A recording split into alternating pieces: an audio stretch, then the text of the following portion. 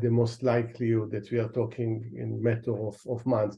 Bear in mind, Netanyahu is a survivor, and not only need to survive as a prime minister, for political sake, also because of his corruption trial. He believes, as the people around him believe, that his best chance not to be convicted, not to even to let this court case to come to its eventual conclusion, is by him staying as prime minister as indefinitely. But again, we look at public opinion poll, that's not what the people want. It's not viable to someone that proved to be such a failure when it comes to defending his own people. So one of the possibilities is actually that someone from his or few members of the coalition will withdraw their support. Then they can call election or forming a different coalition within the current Knesset. The most unlikely possibility, knowing a little bit Netanyahu, that he is going to do the dignified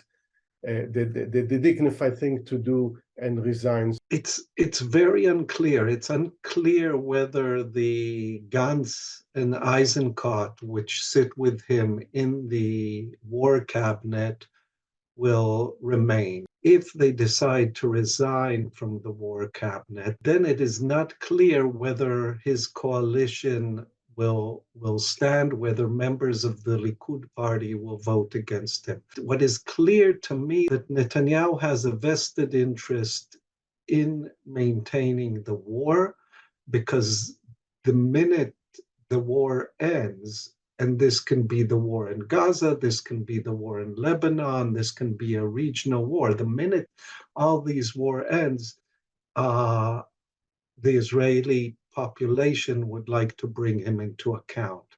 So there is a kind of strategic contradiction between ending the war, between a ceasefire and Netanyahu's reign. The idea that if he goes, that there will be a dramatic change on the ground, I think is false.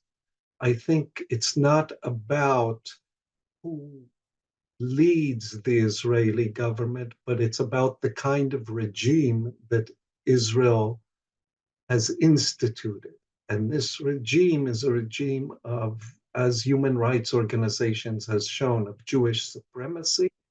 It's a regime that lives by the sword.